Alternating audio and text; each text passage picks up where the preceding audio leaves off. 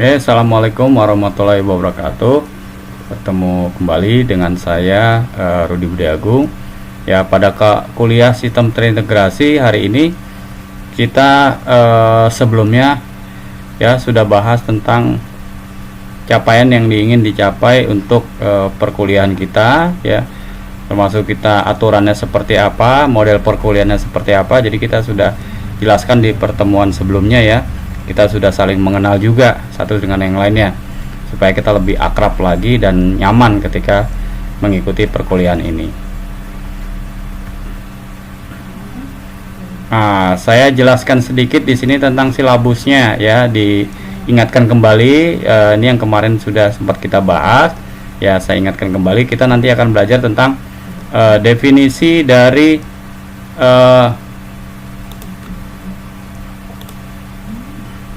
ERP itu sendiri, ya, seperti apa, ya. Kemudian kita juga nanti akan belajar tentang strateginya, evaluasi dan pemilihan paket ERP, kemudian estimasi biaya dan return on investment dari ERP itu sendiri, ya. Pertemuan berikutnya, di pertemuan keempat nanti kita akan belajar tentang modul SAP. Nah, jadi di pertemuan keempat dan kelima nanti kemungkinan kita akan sudah masuk ke modul SAP-nya sampai dengan di sini, ya. Jadi di silabus ke-9 ini kita nanti sifatnya praktikum, ya. Jadi model praktikumnya nanti akan ada software yang akan saya berikan, Bapak Ibu teman-teman semua install, ya. Setelah diinstal nanti baru bisa dipakai aplikasinya, ya. User password nanti pun saya akan berikan di pertemuan keempat, ya. Pada nanti ada ketika masuk subbab pertemuan SAP Navigation, ya. Setelah itu nanti kita baru akan belajar masuk ke proses bisnis dari modul material management MM, ya, tentang procure to pay, ya. Kemudian kita akan mulai bisnis membahas proses bisnis dari order to cash. Di sini kita akan menggunakan modul sales distribution, ya. Kemudian kita masuk ke manufacturing, ya, dengan contoh kasus sederhana kita menggunakan modul production planning, ya. Berikutnya kita akan belajar tentang pencatatan transaksi keuangan, ya. Di sini kita akan menggunakan modul financial and controlling, ya, atau FICO biasanya dikenal.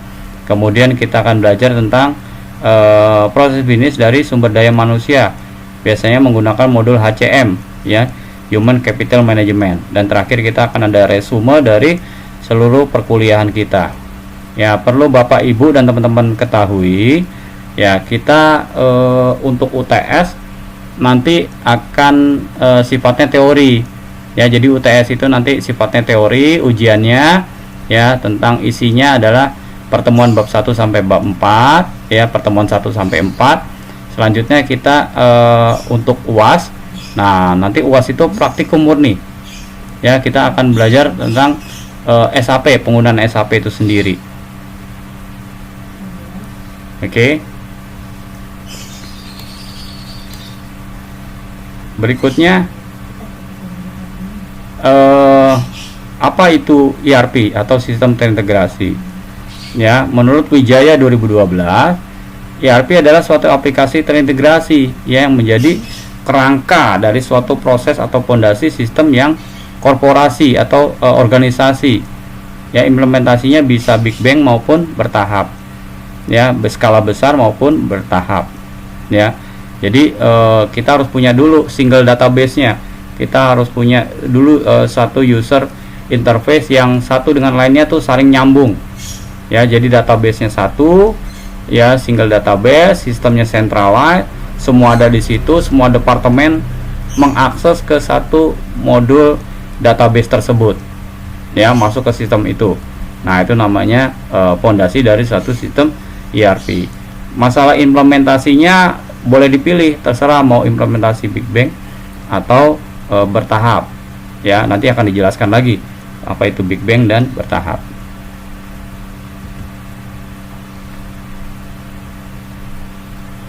Oke, kemudian apa sih alasan perusahaan menggunakan ERP, ya? Yang pertama biasanya kebutuhan akan perubahan teknologi, ya. Sekarang teknologi kan udah berkembang cepat, ya. Jadi banyak perusahaan-perusahaan itu yang menginginkan teknologi ini benar-benar mendukung operasional mereka. Ya, banyak perusahaan-perusahaan yang dulu sifatnya masih model manual, ya sekarang perusahaan-perusahaan sudah menggunakan teknologi baru. Ya, teknologi makin lama makin murah kok.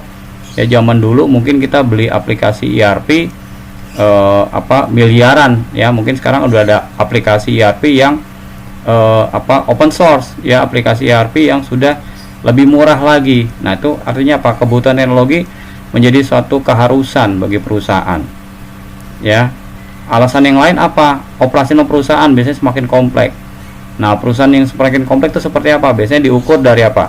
Jumlah pegawai makin banyak, jumlah kantor cabangnya banyak, tim produksinya besar, banyak juga, kemudian kapasitas mesin produksinya bertambah terus. Nah, itu bisa dikatakan perusahaan semakin kompleks. Jadi operasional juga pasti akan kompleks juga.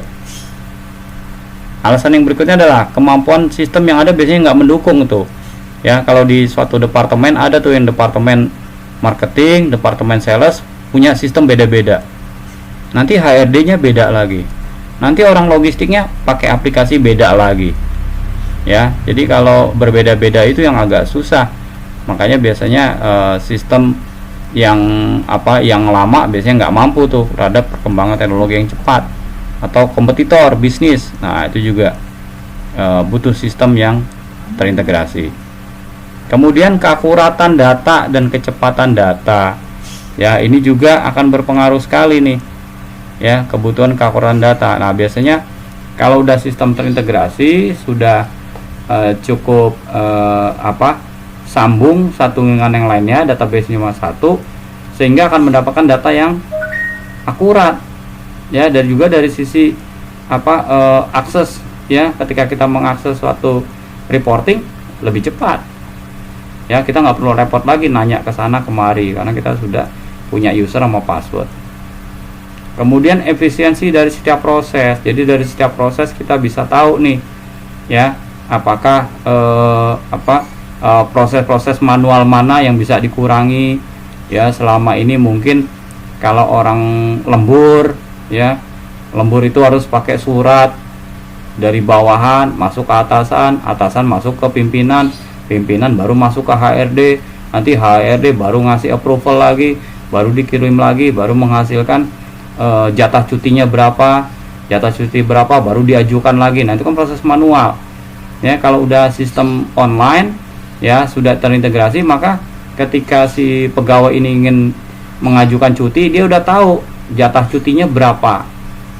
Ya, dia udah tahu di sistem, dia tinggal masuk ke sistem, dia tahu oh cuti saya tinggal 5 hari. Nah, 5 hari ini dia tinggal mengajukan by system.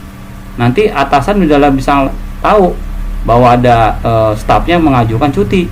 Mungkin dia tinggal approval, ya di approval terus dikasih catatan. Nanti HRD langsung secara sistem dia langsung tahu bahwa ada yang mengajukan cuti, dia langsung approve, akan mengurangi mungkin uang makan atau uang transportnya akan dikurangi, sehingga nanti pada saat penghitungan payroll pegawai tersebut mungkin karena cuti jadi tidak dibayarkan uang transportnya atau uang makannya, misalnya begitu. Jadi udah efisiensi banget dari sisi prosesnya dengan ada sistemnya ERP. Kemudian kebutuhan sistem yang online dan real time. Ini biasanya aplikasi-aplikasi yang sudah web based, ya, yang sudah ERP yang support untuk internet, ya, itu biasanya real time dan online.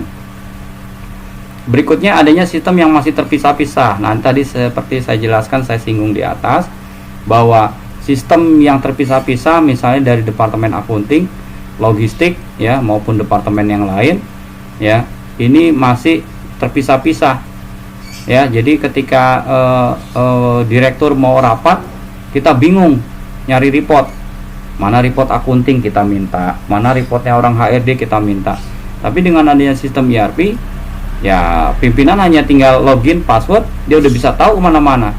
Dia udah bisa tahu reportingnya ada di mana, dia udah bisa tahu berapa pendapatan tahun ini, berapa jumlah pegawai, berapa biaya untuk gaji pegawai, mereka bisa tahu langsung. Ya, yang berikutnya adalah kualitas informasi data yang dibutuhkan biasanya tidak standar. Nah, itu perusahaan-perusahaan yang tidak standar laporannya dengan adanya sistem ERP atau sistem integrasi, laporannya menjadi standar.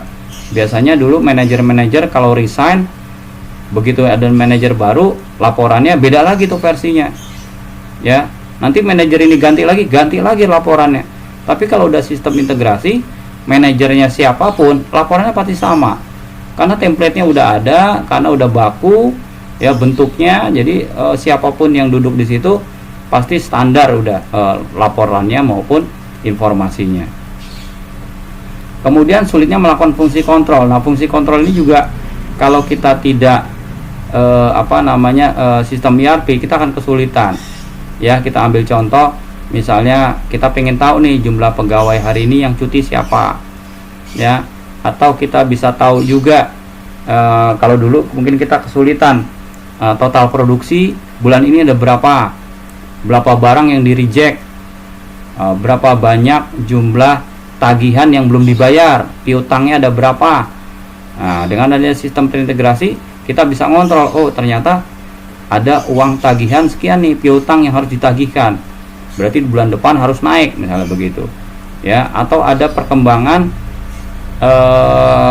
permintaan barang ya, kita bisa tahu trennya itu dari tahun ke tahun. Oh, bulan Maret biasanya itu penjualan kita turun, misalnya begitu. Kita bisa tahu berarti bulan Maret stoknya nggak usah dibanyakin ya, kita nanti di bulan Juli, Agustus baru kita naikkan stok barang kita, karena trennya begitu tiap tahun ternyata. Nah, itu bagian dari fungsi kontrol ya. Kalau udah sistem ERP kan begitu enaknya.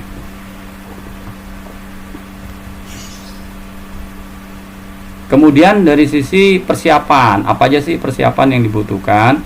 Yang pertama adalah cost ya, biaya yang dikeluarkan. Kalau kita bikin ERP atau sistem, menyiapkan implementasi, maka kita pasti butuh cost. Ya, cost di sini atau biaya di sini bukan berarti harus beli. Misalnya kita minta orang IT departemen untuk membuat sistem. Nah, ketika buat sistem, mereka pun juga akan butuh apa? Infrastruktur kan, misalnya beli server, beli lisensi ya dari servernya, apakah pakai database-nya SQL atau Oracle. Nah, itu kan butuh biaya juga untuk beli ya, atau mengadakan rapat-rapat. Nah, rapat juga butuh biaya. Itu rapat kan bukan berarti bengong aja ya, biasanya ada butuh penggandaan materi presentasi ya, biaya fotokopi atau konsumsi rapat ya, atau misalnya hal yang lain, mengundang narasumber atau bagaimana konsultan. Itu butuh biaya ya. Jadi meskipun dikerjakan sendiri, tetap biaya harus ada ya, sekecil apapun pasti ada biaya. Nah, itu persiapan, itu harus disiapkan biayanya. Yang kedua adalah persiapannya dari sisi apa? People-nya, kesiapan tim ya. Nah, tim IT-nya ada nggak? Kalau tim IT-nya nggak ada, berarti kita harus tunjuk apa? Konsultan kan ya. Kemudian kita tentukan apakah kita mau beli atau bikin sendiri. Nah, ini pastikan timnya. Kemudian dari manajemen puncak, para pimpinan departemen atau direkturnya harus siap juga. Jadi ada mungkin beberapa manajer atau pimpinan ya, direksi, yang kadang-kadang juga nggak melek IT, dia nggak tahu fungsinya ERP apa, manfaatnya apa ya. Jadi kadang-kadang malah resistensi, dia sifatnya takut kalau dengan adanya sistem nanti ketahuan nih bolong-bolongnya gua, nanti ketahuan dia termonitor kerjaannya ya, yang biasanya banyak barang hilang ya, mungkin disalahgunakan atau digelapkan. Mungkin dengan adanya sistem ERP nggak bisa lagi tuh bermain-main, bermain curang nggak bisa. Nah, itu juga ada beberapa orang yang resistensi terhadap terhadap perkembangan teknologi. Itu ada juga, makanya harus disiapkan juga. Semua harus mendukung ketika kita menyatakan migrasi ke sistem ERP ya. Kemudian dari sisi user juga harus siap juga ya. Misalnya dulu banyak orang absennya itu pakai mesin absen yang kertas ya, diceklok gitu ya, pakai timer ceklok gitu ya, dimasukin kartunya sambil ceklok. Nah, begitu ada ERP, sistemnya kan terintegrasi, absen akan nyambung langsung ke sistem payroll ya, absennya dia akan nyambung ke sistem HRD-nya. Ya, sehingga si user juga harus pastiin siap. Jangan sampai nanti ketika implementasi ERP ada yang nggak mau absen, alasannya tangannya nggak kebaca, alasannya repot, alasannya tangannya kotor, ya, atau yang bagian input delivery, ya, pengiriman barang, ya, jadi takut barangnya nanti lebih nggak bisa diambil, ya, atau bagaimanapun. Nah, itu banyak cerita-cerita yang user kadang-kadang menjadi resistensi terhadap penerapan ERP. Kemudian dari sisi pemilihan waktu, nah waktu juga harus ditentukan, disiapkan. Ya, jadi jangan sampai kita memilih waktu ternyata waktunya nggak cocok. Ya, jadi waktunya bisa jadi waktunya pada saat implementasi atau development mengganggu. Ya, kita ambil contoh misalnya gini, di bulan Desember itu kan paling banyak hari libur, ya. Ada libur Natal, ada libur tahun baru, dimana akhir tahun biasanya orang udah repot sama apa? Cuti tahunan, ngabisin jatah cuti tahunan. Ya, kalau kita pilih implementasi di akhir tahun, biasanya banyak karyawan kita yang cuti. Ya, sehingga kita mau implementasi, aduh gimana nih? Si A nggak ada, si B cuti, si ini lagi sakit. Wah, udah banyak tuh masalahnya. Makanya kita waktu implementasi itu, ya, kita harus pastiin tim ERP-nya kita dari sisi waktu kita tepat memilihnya, kapan, ya, implementasinya, ya, developmentnya kapan, implementasinya selesai kapan, ya, jangan sampai salah. Atau di bulan Ramadan, di bulan puasa, itu banyak karyawan biasanya agak males kerjanya, ya, terus waktunya juga cuma sedikit, masuk jam 9 atau jam 8, jam 3 udah pulang, ya kan, waktu kerja jadi berkurang, ya. Nah, itu juga akan berpengaruh tuh, ya, jadi harus hati-hati juga pemilihan waktu. Yang keempat adalah benchmarking, mengevaluasi dari semua proses yang produk yang kita beli. Misalnya kita bikin aplikasi, nah, yakin nggak aplikasi kita ini sesuai dengan proses kerja kita, dokumennya gimana, ya, ada nggak dokumennya? Atau kita beli aplikasi ERP yang udah jadi, ya, begitu kita udah beli tiba-tiba nggak cocok sama perusahaan kita. Nah, itu juga hati-hati juga. Makanya kita waktu melakukan sebelum membeli atau implementasinya, kita pastiin, ya, bahwa kita sudah melakukan studi banding, kita sudah melakukan benchmarking, ya, terhadap bisnis proses di kantor kita matching nggak dengan software atau sistem ERP, ya, sistem integrasinya cocok.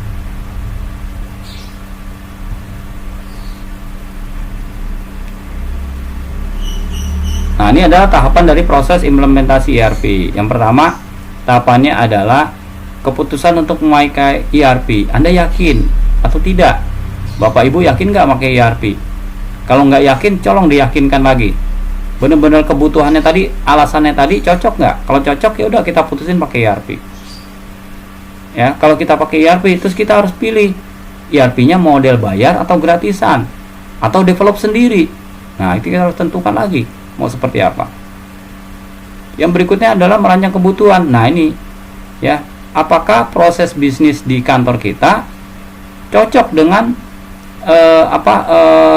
kebutuhan ERP itu sendiri, ya. Jadi misalnya, oh, saya butuhnya akunting dulu deh, ya, akunting dijalanin dulu, berarti kita pilih modul akunting, ya. Atau kita butuh yang urgent adalah aplikasi untuk logistik, ya, atau aplikasi untuk production planning, untuk mengontrol produksi. Nah, kita harus juga merancang kebutuhannya seperti apa. Jadi waktu beli modul atau bikin aplikasi, kita udah punya prioritas mana yang mau kita kerjakan. Yang keempat, melihat dan mengevaluasi setiap proses bisnis. Jadi dari yang ada di sini kita evaluasi. Apakah modul-modul itu sesuai, cocok nggak dengan yang akan kita beli? Ya, hati-hati, karena seperti contoh gini, ERP di bank, di perbankan, perusahaan bank, dengan ERP di perusahaan manufacturer atau pabrik itu beda, iya kan? Beda. Contohnya dari sisi apa? Dari sisi produknya aja udah beda. Produknya berupa barang. Kalau orang produksi kayak barang-barang jadi kan produknya berupa barang, tapi kalau bank itu kan produknya jasa. Nah, itu beda, meskipun ERP-nya sama, Contohnya adalah SAP. SAP di perbankan dengan SAP di manufacturer seperti produksi mobil, motor, itu beda. Bisnis prosesnya agak sedikit berbeda, tapi sama-sama menggunakan SAP. Karena SAP produknya juga banyak juga, sehingga bisa menyesuaikan terhadap proses bisnis. Ya, kemudian menyusun arsitektur atau cetak biru. Ya, setelah kita mengevaluasi kita butuh apa, kita pastiin servernya ini nanti mau bagaimana. Apakah servernya mau di colocation atau servernya di kantor kita atau kita model cloud ya, atau di mana ya, paling nggak kita udah tahu. Ya, terus kita tahu juga nanti database-nya akan lari kemana. Kemudian kita juga akan tahu servernya ada di mana, server backup ada di mana. Nah, kita harus merancang juga itu. Ya. Kemudian yang berikutnya adalah melakukan pelatihan pengetesan sebelum go live. Ya, jadi kalau sudah nanti udah siap launching, ya, sudah siap di go live kan, kita harus tes dulu. Pastiin bahwa pengetesan ini adalah benar oleh user maupun pimpinan. Ya, biasanya ada UAT, ya, user acceptance test. Ya, setelah UAT baru bisa dilakukan go live, misalnya begitu. Setelah itu baru kita implementasi, mau big bang atau bertahap. Nah, big bang di sini atau secara besar-besaran, yaitu misalnya kita menerapkan implementasinya adalah per 1 Januari 2022 nanti kita go live untuk menggunakan sistem ERP seluruh kantor cabang nasional, misalnya begitu. Nah, itu namanya big bang. Tapi kalau bertahap kita bisa juga, ya. Oke, implementasinya untuk ERP tahun ini kantor cabang Jakarta Raya, misalnya gitu ya. Jabodetabek tahun ini di bulan Januari. Nanti di bulan Maret ERP-nya implementasinya dipindah ke Surabaya, terus Medan, dan seterusnya, misalnya begitu. Itu namanya bertahap. Jadi pemilihan implementasi apakah itu bertahap maupun big bang tergantung tim IT-nya, misalnya kesanggupannya gimana, atau dari sisi biayanya mana yang lebih murah, ya, atau mana yang lebih terbaik untuk perusahaan, itu boleh dipilih, terserah. Ya, setelah dilakukan implementasi harus dievaluasi lagi. Jadi sistem kalaupun sudah di launching, diperkenalkan ke masyarakat atau diperkenalkan kepada karyawan kita, harus kita evaluasi lagi.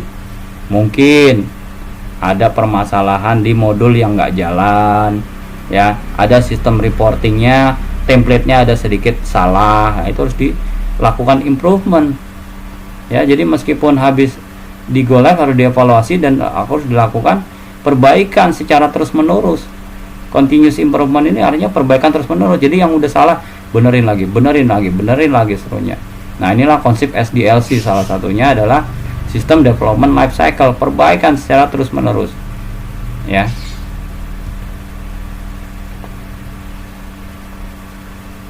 Nah, ini kerangka pemilihan dari ERP bagi industri. Ya, ujung-ujung dari penerapan ERP adalah supporting for cutting cost. Jadi untuk mengurangi biaya. Biaya apa aja? Biaya produksi, ya, termasuk biaya gaji pegawai, ya, biaya-biaya pengadaan barang, ya, biaya pengiriman barang, ya, itu bisa jadi semuanya masuk ke situ. Ya, karena orang kalau sudah menggunakan IT pasti berkurang. Jadi kita nggak usah jauh-jauh deh. Contohnya adalah ketika penerapan kartu, ya, atau e-tol, ya, e-tol card itu, ya, kartu untuk masuk tol itu, ya, dulu kan masih menggunakan manusia, ya, menggunakan orang untuk bayar ngasih kembalian, ya enggak. Nah, sekarang udah ada kartu itu, ya, semua orang yang milikin mobil mau masuk tol ya tinggal tap, bisa jalan, kedebet uangnya, ya kan, langsung seperti itu. Nah, itu kan salah satu cutting cost, itu mengurangi biaya dari sisi apa? SDM, ya, capitalize competence and resources, mengurangi biaya pegawainya. Saya nggak tahu itu pegawai-pegawai yang dulu di tol-tol itu ada banyak, sekarang pada kemana itu? Apakah dirumahkan atau dialihkan ke unit departemen lain atau seperti apa? Ya, kita nggak tahu juga. Tapi intinya ini salah satu efek dari ERP adalah itu tadi, capitalize competence and resources. Jadi mana-mana orang yang memang bisa mendukung untuk cutting cost, mengurangi biaya, itu akan dilakukan oleh perusahaan. Mereka yang bagus kerjanya akan dipertahankan, mereka yang tidak bermanfaat buat pekerjaan ya mungkin akan dialihkan atau dirumahkan. Kemudian untuk apa? Mitigasi risiko bisnis. Ya, jadi risiko bisnis seperti apa? Misal ya kita punya tren misalnya setiap penjualan di bulan Maret itu turun. Nah, kalau bulan Maret turun berarti kita pengadaan barangnya dikurangin aja stok gudang. Untuk apa stok gudang di bulan Maret dibanyakin? Orang tiap tahun bulan Maret itu selalu turun, tapi nanti di bulan Juli pasti naik penjualan kita. Nah, berarti di bulan Juli stoknya dibanyakin. Nah, itu bagian dari mitigasi risiko. Ya, kemudian apalagi? Kita dapat akses baru. Ya, dengan adanya aplikasi web, dengan kita jualan menggunakan CRM, ya, aplikasi-aplikasi online, ya, kita akan mendapat apa? Pelanggan baru. Ya, kalau cepat diakses pasti cepat juga kita mendapatkan pelanggan baru. Ya, selain itu kita dapat apa? Get new access for new resources. Kita punya vendor-vendor baru, kita punya rekanan baru, partner-partner baru, ya kan? Kita semakin selektif milih barang untuk gudang, ya. Kita bahan produksi juga semakin banyak pilihan. Nah, itu bagian dari mengurangi biaya. Nah, ini salah satu kerangka pemilihan ERP bagi industri.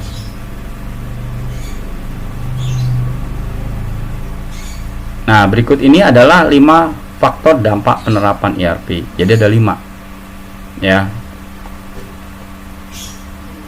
Yang pertama adalah mengurangi sampah. Ya, reducing waste. Nah, mengurangi sampah itu bukan berarti sampah-sampah kertas aja.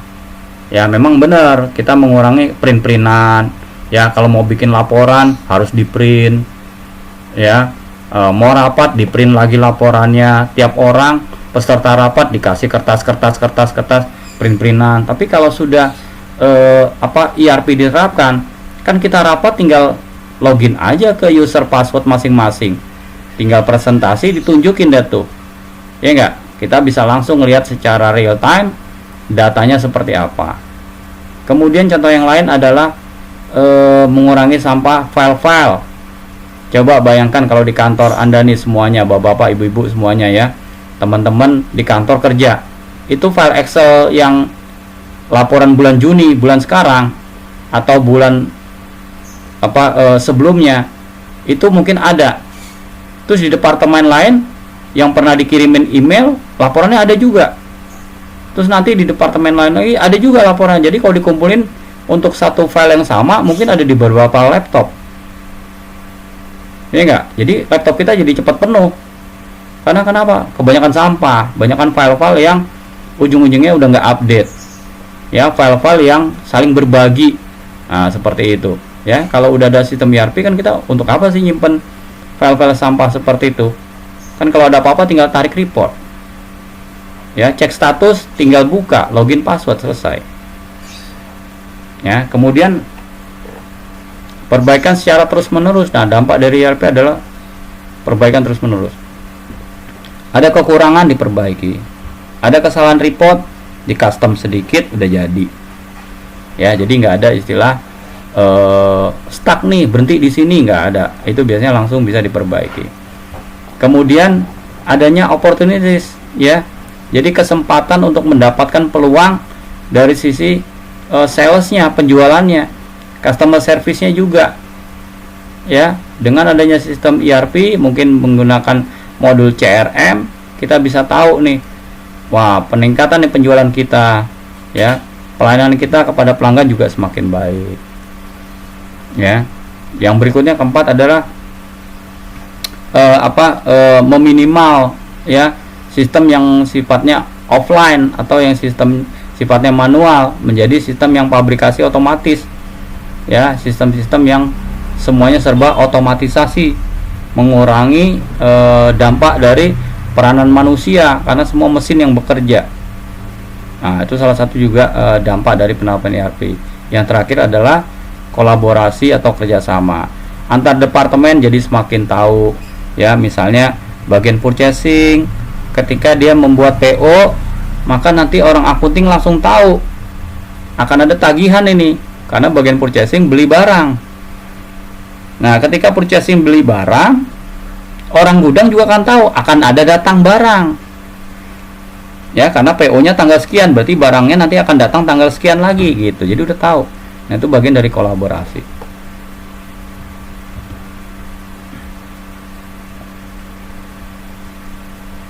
Nah, ini beberapa sistem informasi dalam perusahaan ya atau dalam korporasi. Biasanya di perusahaan itu ada sistem penjualan online. Ada yang nggak ada, tapi sebagian besar sekarang sudah online. Kemudian adanya sistem gudang. Ya, terutama perusahaan-perusahaan yang jasa produknya berupa barang jadi misalnya gitu ya. Itu biasanya ada aplikasi gudang. Yang ketiga adalah aplikasi produksi. Ya, production planning atau material management. Ya, di situ saling nyambung tuh SCM-nya, supply chain management-nya. Ya, sehingga ada aplikasi produksi. Kemudian yang keempat ada aplikasi akuntansi dan keuangan. Ya, seperti apa akuntansi keuangannya ya? Mungkin yang kita karena kuliah di bagian IT, mau nggak mau kita harus paham tuh tentang sedikit apa itu jurnal, apa itu neraca, apa itu balance sheet, apa itu financial report ya, financial statement ya, paling nggak bisa tahu semuanya ya. Kemudian ada sistem HR atau HRD-nya. Nah, itu biasanya ada tuh juga. Ada sistem CRM ya, customer relationship management, biasanya embedded nih dengan aplikasi call center atau helpdesk-nya. Yang terakhir ada aplikasi BI atau business intelligence. Nah, ada beberapa perusahaan ini saling terpisah ini. 1 sampai 9 beda-beda. Nah, ini semua digabung. Kalau ini kamu bisa bikin jadi satu, itu udah namanya sistem terintegrasi. Nah, sistem terintegrasi ini nyambung semuanya nih, Mas. Ya, Bapak Ibu kalau bisa lihat semuanya ini jadi satu dalam satu aplikasi. Wah, itu cantik banget itu aplikasi ERP-nya.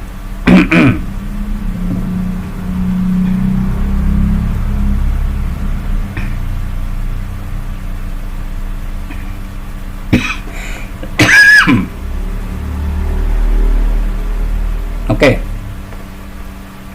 Konsep dasar ERP.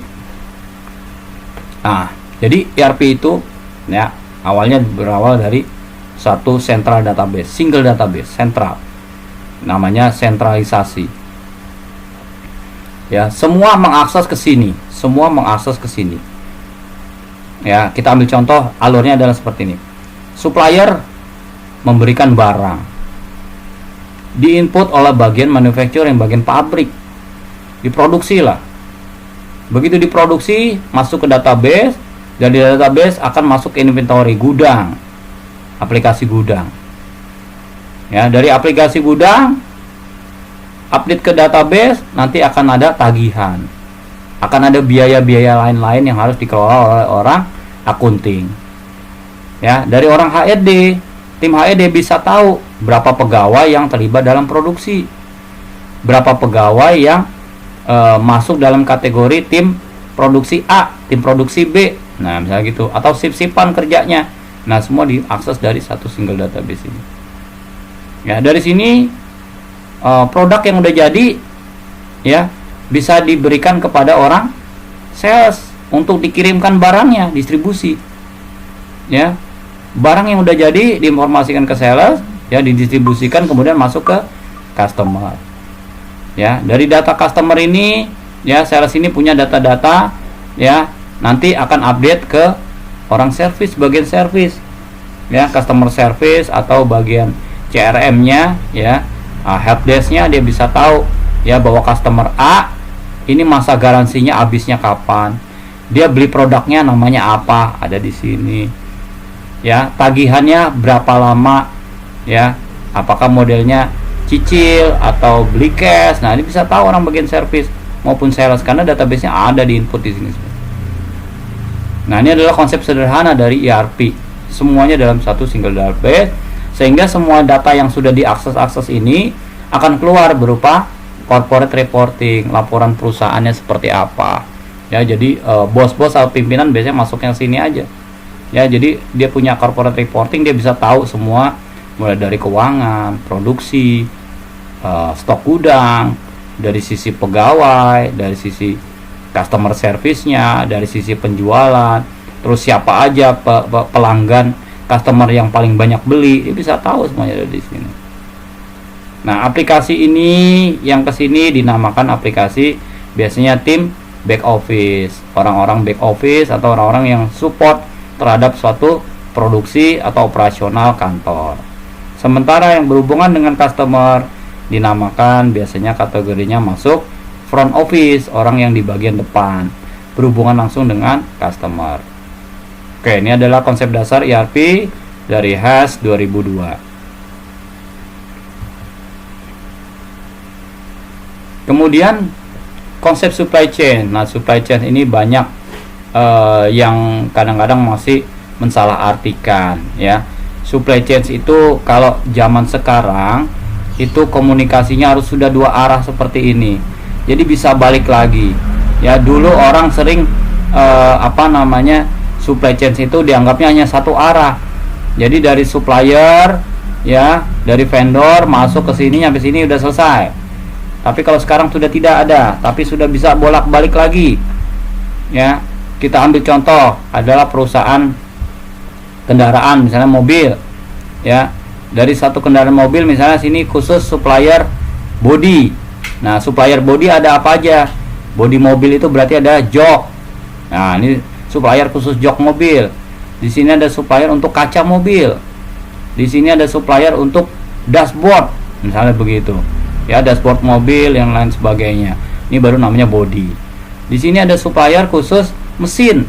Nah, mesin berarti ada disc brake-nya, cakramnya, terus kemudian ada pistonnya, ya, kemudian ada radiatornya, ya, dan sebagainya, AC-nya bagaimana. Ini namanya supplier mesin, misalnya begitu.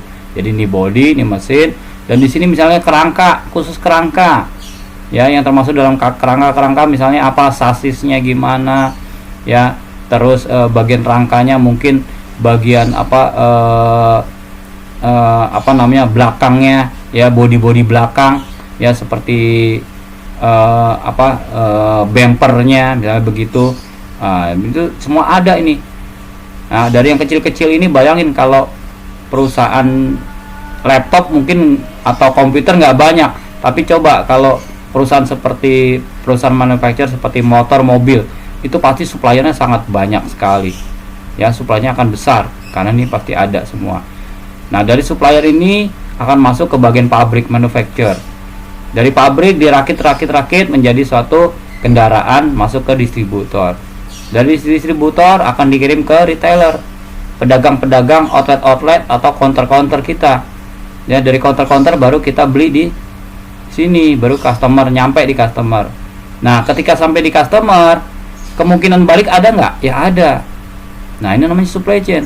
Kan bisa aja bapak ibu teman-teman beli mobil, tiba-tiba kok mobilnya setiap ngerem itu seperti disc brake-nya kayak ngunci, sulit untuk balik lagi, ya, atau ABS-nya, ya, airbag system, ya, ketika rem mendadak ada benturan kok airbag-nya nggak muncul. Harusnya kan ketika ada benturan atau tabrakan, airbag itu langsung blok, langsung muncul, ya, langsung, sehingga penumpang ataupun supir terhindar dari kecelakaan fatal, misalnya begitu. Nah, ketika ada pengembalian barang, maka customer ini balikin ke retailernya. Dari retailer akan dikirim ke distributor, bahwa dulu dia belinya ke sini. Dari kesini akan dikirim ke pabrik, tolong dicek itu airbag system ABS yang nggak jalan dari mana. Dari sini langsung ketahuan suppliernya. Oh, itu supplier, berarti masuk ke supplier body. Supplier body siapa yang jual airbag waktu itu ke kita, yang support? Yang mensupport airbag ABS siapa? Atau yang mensupport di sini misalnya masuknya ke disc brake, misalnya masuknya, ya, ke cakram, rem cakramnya. Ini siapa suppliernya? Bisa ditegur. Nanti dari sini bisa dikirim ulang, bisa balik lagi. Nah, sekarang kan udah diterapkan nih, konsep supply chain diterapkan sama siapa? Ya, perusahaan-perusahaan online. Ya, saya ambil contoh misalnya perusahaan online, toko online ya yang kita biasa beli. Ya, ketika kita beli barang misalnya, ya kita beli barang tiba-tiba, oh kok saya beli sepatu nomor 40 tapi dikasihnya nomor 42, kegedean kan. Nah, kita balikin lagi kan, kita balikin ke trailer, kita balikin itu ke tokonya. Ya, retailer di sini mungkin toko online yang kita biasa beli, maka dari sini akan dikirim kan ke tokonya, tempat penjual sepatunya tadi. Nah, sepatunya tadi dia lihat, oh ternyata salah kirim, dibalikin lagi ke sini. Tuh, bisa balik lagi ke sini gitu. Ya, jadi nggak harus dari sini berhenti, tapi harus bisa balik lagi. Nah, begitu juga mobil tadi contohnya bisa balik lagi ke sini. Nah, itulah konsep supply chain. Dan ingat, chain itu rantai itu artinya nyambung, nggak mungkin putus. Jadi komunikasinya harus seperti ini, prosesnya harus seperti ini, bolak balik supply chain. Jadi ada mahasiswa salah persepsi karena skripsinya pengen kelihatan mewah, judul skripsinya pengen kelihatan bagus, diberi nama konsep supply chain management. Ternyata begitu saya lihat, oh dia cuma nyampe di sini doang, dia cuma bikin aplikasi supplier doang, ya tidak sampai ke customer, maka itu belum dikatakan supply chain. Ya kalau jadi baru bikin setengah, ya udah bikin aja aplikasi vendor atau bikin rancang bangun aplikasi supplier. Ya, karena belum masuk ke production, belum masuk ke distributor, baru masuk ke retailer, dan belum masuk sampai customer. Dan kalaupun customer harus balik lagi. Nah, itu yang kadang-kadang banyak orang salah kaprah menerapkan supply chain tapi baru setengah-setengah. Nah, itu jangan. Ya. Jadi kalau mahasiswa mau bikin aplikasi supply chain itu berat kalau untuk skripsi. Ya, orang kantor aja kita bikin satu perusahaan untuk bikin aplikasi supply chain ini aja rasanya berat lagi banget, karena bisa setahun itu bikin aplikasi seperti itu. Ya, mungkin lebih. Ya, dan itu dikerjakan dikeroyok rame-rame. Ya, kalau mahasiswa bikin skripsi aplikasi supply chain biasanya hanya konsep-konsep sederhana. Kalau bikin secara real seperti ini, yang dimaksud seperti ini itu akan berat. Ya, karena effortnya akan melibatkan beberapa disiplin ilmu gitu.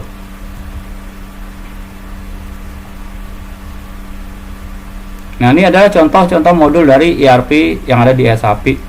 Ya, yang ada di SAP itu nanti ada aplikasi logistik, human resource, dan finance.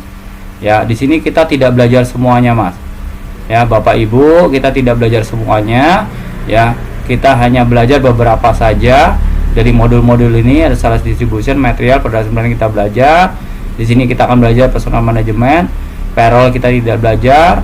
Kemudian di finance kita akan belajar financial accounting dan managerial accountingnya. Tapi aset dan treasury kita tidak belajar. Ingat, mata kuliah ini SAP basic atau fundamental. Ya, jadi kita belum bisa belajar banyak karena untuk belajar ini semua, tiap modul ini satu kuliah sendiri. Ya, modul ini satu kuliah sendiri, mata kuliah sendiri, ini satu mata kuliah sendiri lagi. Jadi nggak mungkin kita bisa ngerjain semuanya dalam waktu 14 pertemuan. Ya, jadi kita akan ambil yang basic-basicnya saja. Nah, ini contoh dari modul sales distribution. Nanti ada sales support, ada sales shipping, transportation, dan billing. Ya, kredit dan foreign trade kita nggak belajar. Ya, kita nanti akan belajar seperti ini. Kemudian kita juga nanti akan belajar tentang material management. Ya, konsep dari inventory management meliputi purchasing, MRP, ya, kemudian invoice verification. Nah, nanti kita juga ada. Ya, sekali lagi tidak semuanya kita pelajari karena waktunya tidak cukup. Kemudian ada modul SAP Financial Accounting, ya. Nanti kita akan membuat master datanya, prosesnya, dan reportingnya. Ya, kalau audit trial kita nggak lakukan, kita tidak belajar, ya, karena harus spesifik lagi itu belajarnya. Untuk modul Human Capital Management, ya, HCM atau HRD-nya, nanti kita akan belajar tentang personal management dan organizational management. Untuk payroll, time management, personal development kita tidak belajar di sini ya, karena sekali lagi waktunya tidak cukup dan ini butuh masih satu jenis mata kuliah lagi kalau untuk mengeksplor human capital management ya. Jadi kita belajarnya yang basic atau yang sifatnya fundamental, tapi tidak mengurangi proses yang sebenarnya nanti bisa diterima ketika Anda bekerja.